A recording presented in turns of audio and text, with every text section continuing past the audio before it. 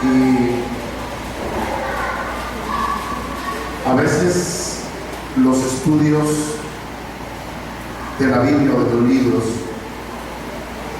son como una anestesia, sobre todo cuando no sabemos historia. Muchos de nosotros en la escuela la historia nos aburría, no nos gustaba, pero es muy interesante. Entonces, cuando no conocemos la historia, los temas se nos hacen muy tediosos, muy cansados. Pero conforme usted lee Biblia y aprende historia, usted se da cuenta usted de este Dios tan poderoso. Y usted puede entender que ni la historia contradice a la Biblia, ni la Biblia contradice a la historia. La historia y la Biblia son paralelas. Diga conmigo, la historia y la Biblia son paralelas. O sea, ni una ni otra están divorciadas, van tomadas de la mano. Entonces, el punto del capítulo 1, donde dice su gran decisión moral y religiosa, dice: no podemos nosotros creer que Daniel era un joven despreocupado cuando él cruzó las puertas de la nueva y ambiciosa capital del mundo, que era Babilonia. Y nosotros podemos hacer, dice, desde ese momento o desde ya, un estudio alta y significativamente interesante y muy provechoso, considerando las circunstancias que rodearon los años anteriores de la vida de Daniel, que dice, para que nos formemos tan solo o nos aproximamos a una idea de los procesos bajo los cuales se desarrolló ese raro carácter para alcanzar tan altos destinos. O sea, cuando tú lees la historia o sobre todo la Biblia y te das cuenta bajo qué circunstancias Daniel fue puesto en un cautiverio. La semana pasada yo te dije que Daniel fue muy probable que era de una familia de príncipes. Esa es la tendencia o lo que la historia nos dice. Entonces, de alguien que estaba acostumbrado a vivir tal vez en las altas sociedades, ahora tiene que ser llevado cautivo. Por lo tanto, no era tan fácil para Daniel.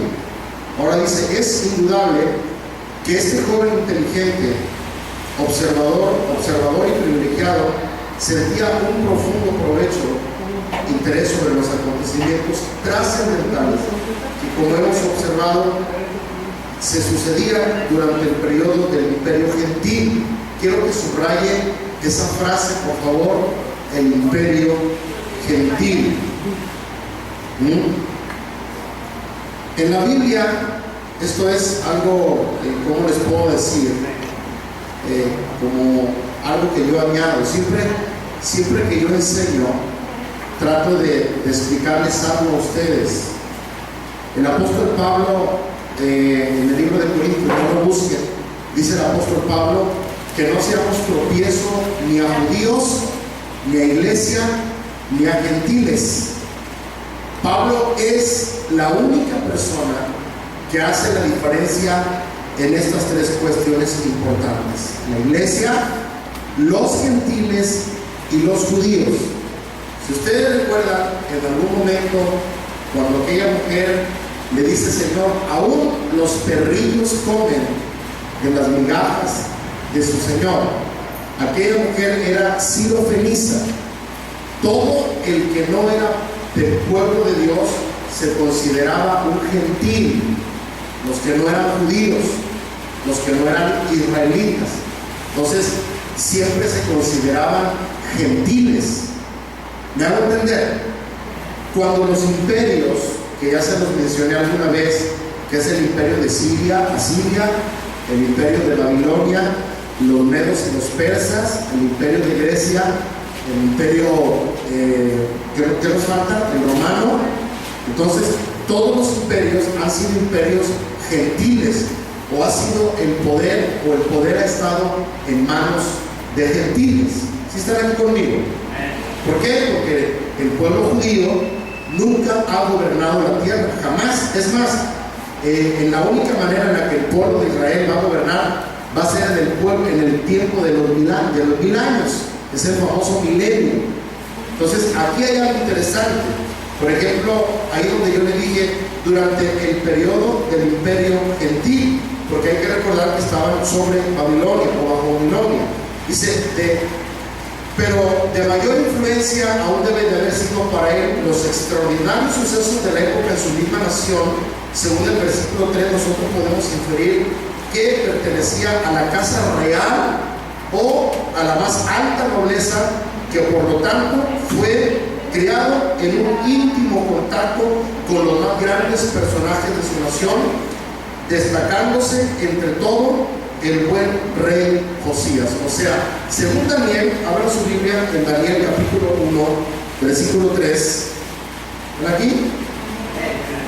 Según Daniel 1:3 nos dice a nosotros la probabilidad o la posibilidad de que Daniel perteneciera a una familia real y que estaba muy relacionado con gente de esa índole.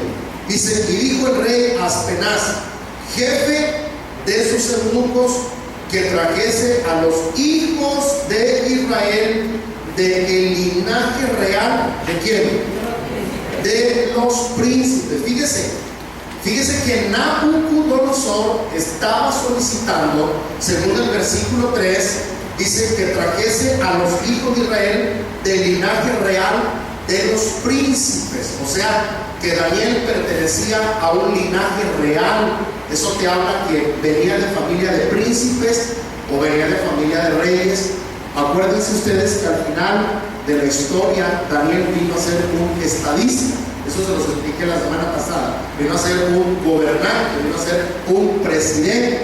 Entonces Daniel pertenecía a una familia real, muy probablemente de príncipes o de algún rey de su familia. Ahora, dice, asumiendo entonces que Daniel probablemente tendría 19 años cuando fue llevado a Babilonia, ¿verdad? En el año tercero del reinado de Josías, su nacimiento debe de haber tenido lugar en el año 15 del reinado de Josías, en el 625 a.C., que duró, dice, 31 años, según la segunda de Crónicas 34:1. Después de David, sin duda, fue Josías más que cualquier otro rey el que estuvo más cerca del corazón de Dios y de su pueblo. Este hizo lo recto ante los ojos de Jehová y anduvo, dice, en los caminos de David su padre, sin apartarse a la derecha ni a la siniestra. Esto lo encontramos en 2 de Crónicas 34:2. Dice, a los 8 años de su reinado, siendo aún muchacho, o sea, de 16 años, comenzó a buscar al Dios de David su padre, según el verso 3 del capítulo 34.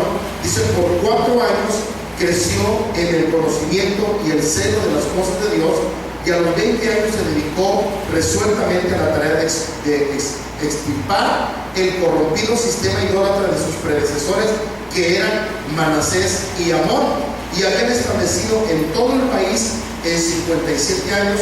Y como hubo derribado los altares, dice la Biblia, y los bosques y quebrado y desmenuzado las esculturas y destruido todos los ídolos de la tierra de Israel, volviéndose a Jerusalén, verso 7, Daniel tenía ahora la suficiente edad para captar el valor e inspiración de estos santificadores. O sea, está hablando del rey Josías, cuando la reforma que trajo hacia el pueblo de Israel. Manasés, ¿están aquí conmigo? Que fue alguien que provocó a ira a Dios por haber arrastrado al pueblo a la idolatría. ¿Están aquí conmigo? Fíjense que es interesante, no quiero que se me duerman, pero es interesante. ¿Cuántos de ustedes se acuerdan de quién era hijo Manasés? Gracias.